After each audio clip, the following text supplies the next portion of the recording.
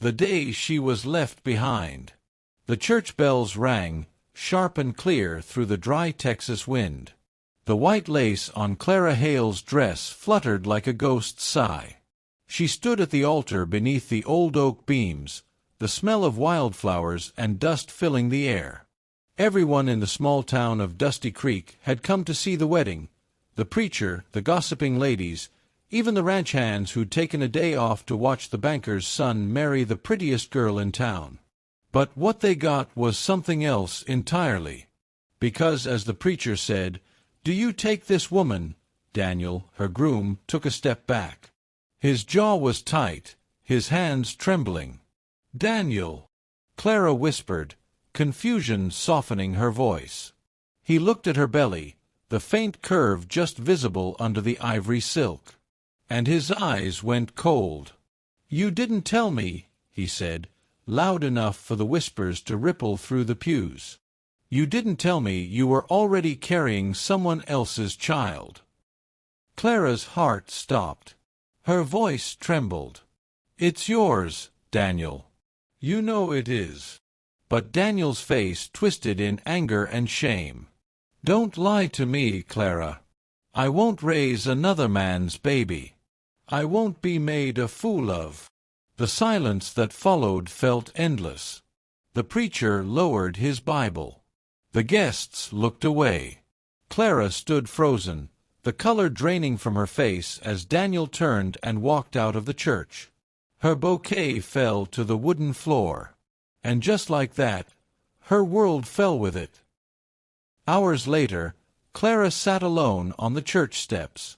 Her veil was gone, her hair undone, tears streaking the rouge from her cheeks. The sun was setting over the plains, painting the sky in gold and fire, a cruel beauty against her heartbreak. People had already begun to talk. She could hear them behind her, whispers about sin, shame, and foolish girls who thought love would save them. But Clara knew the truth. She hadn't lied. She hadn't done anything wrong. The man who had sworn to love her had turned his back the moment things got hard.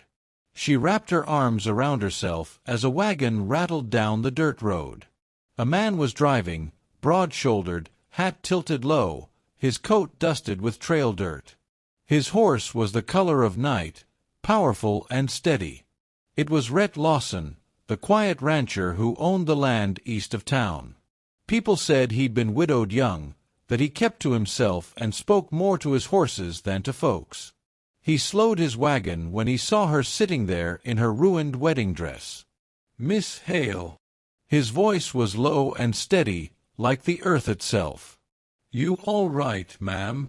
Clara looked up, startled. She tried to stand, but her legs trembled. I'm fine," she lied, brushing at her gown. "Just needed some air." He frowned slightly, looking at the empty church behind her, the trampled petals, the trail of footprints that ended at the door. "Don't look like a day for air, if you ask me." Something in his tone, not pity, not judgment, just quiet understanding, made her throat tighten. "I was supposed to be married today," she said finally, her voice breaking on the word married. Rhett nodded once. "I heard." He didn't say more, didn't offer comfort she didn't want. He simply tipped his hat. "You've got folks to take you home?" Clara hesitated. Her parents were gone, both taken by fever last winter. Daniel had been her future, her safety, her family. Now she had none of that. "No," she whispered. Rhett was silent for a moment. Then he climbed down from his wagon and offered his hand. "Come on, miss. Ain't right for you to sit out here alone." Clara stared at that hand, rough, tanned, calloused from hard work. Then, slowly, she took it. The wagon rolled through the fading light, wheels crunching over dry earth. Rhett didn't press her with questions. He simply drove, eyes fixed on the horizon, the reins steady in his hands. After a while, he spoke. "You got somewhere in mind?" She shook her head. "Nowhere." He studied her from under the brim of his hat. "You'll catch cold ridin' around in that dress. You can stay at my ranch tonight. I've got a spare room. You'll be safe there." Clara hesitated.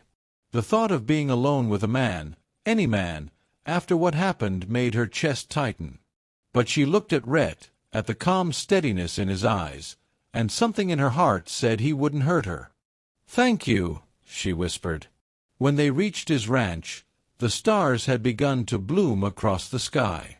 The house stood quiet and strong, built from hand-hewn logs, with a warm glow from the windows. Inside, the air smelled faintly of coffee and cedar. Rhett showed her to a small room with clean linens and a sturdy bed. "There's water in the basin," he said softly. "You can wash up. I'll leave some stew by the door." Clara nodded, unable to speak. When he turned to go, she called after him, "Mr. Lawson." He paused in the doorway. "Why are you helping me?" she asked quietly. He looked back at her, his face shadowed but his eyes clear. "Because I've seen what it's like to lose everything in a day," he said. "And no one deserves to face that alone." That night, Clara lay awake in the quiet of the ranch house, listening to the wind whisper through the fields.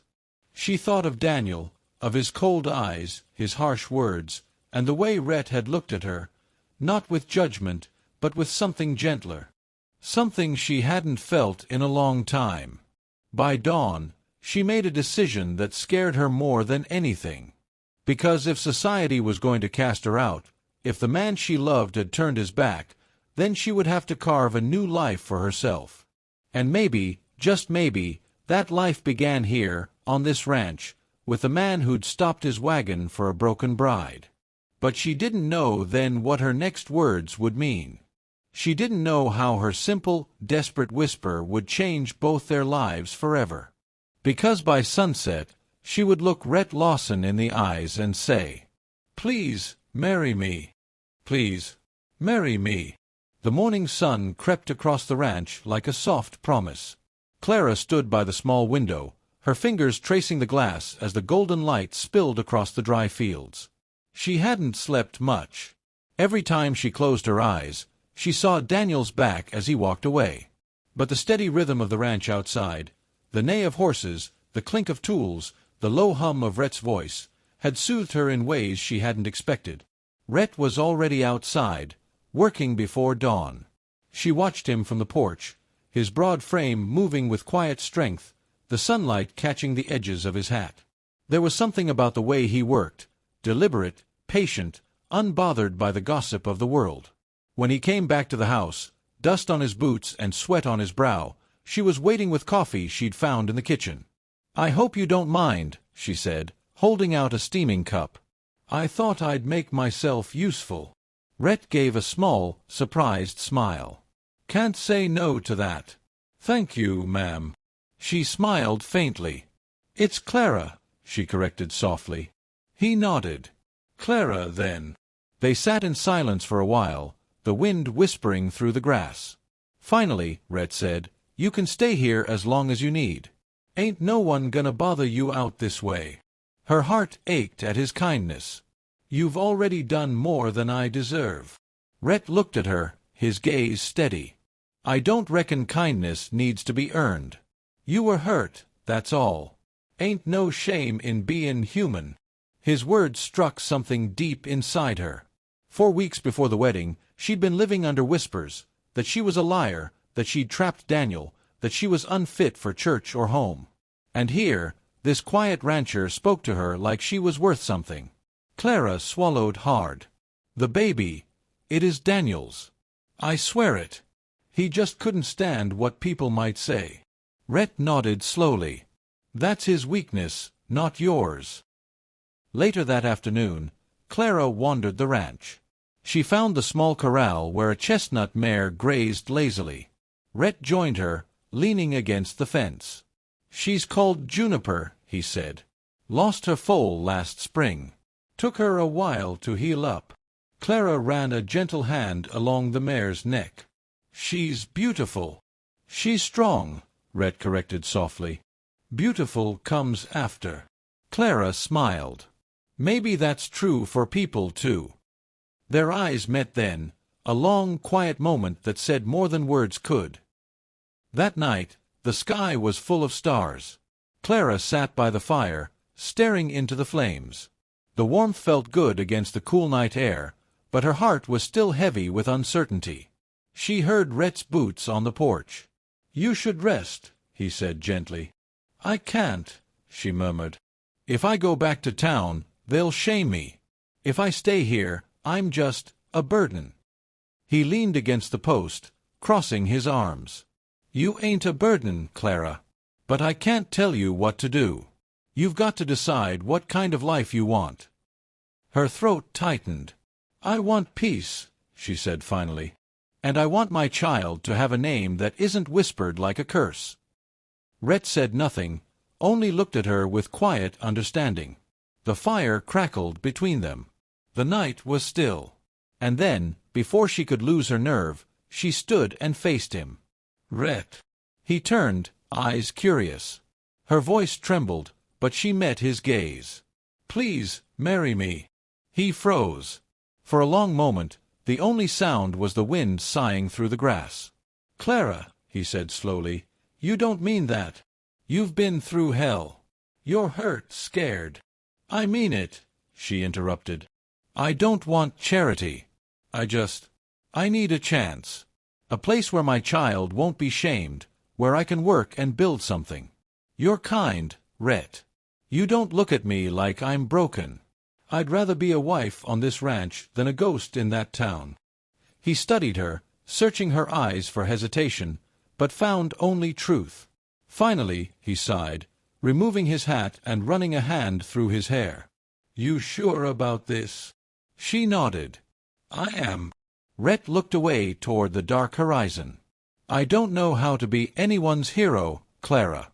I just fix fences and break horses." She smiled softly. "Then maybe that's exactly the kind of man I need."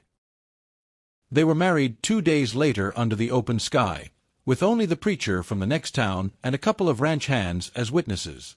No lace, no flowers, just a quiet vow and the rustle of wind through the tall grass. Rhett placed a simple gold band on her finger. When the preacher asked if he took this woman, Rhett looked into her eyes and said, "I do. Always."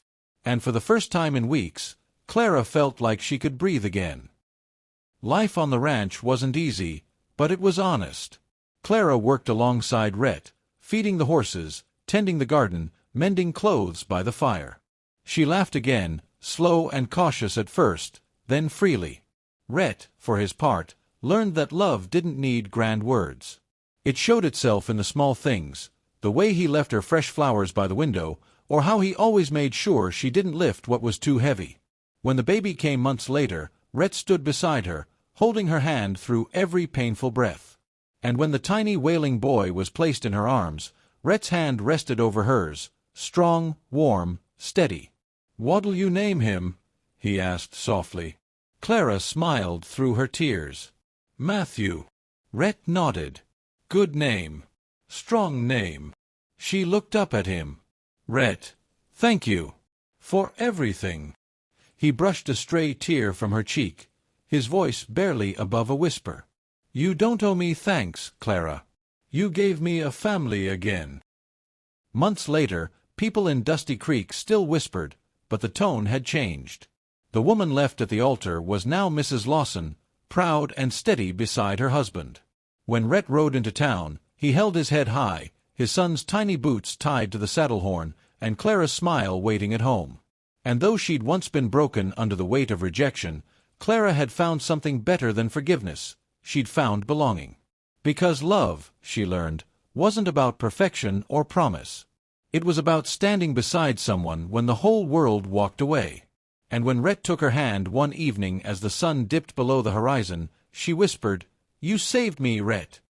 He smiled quietly. "No, Clara. You just needed someone to see you."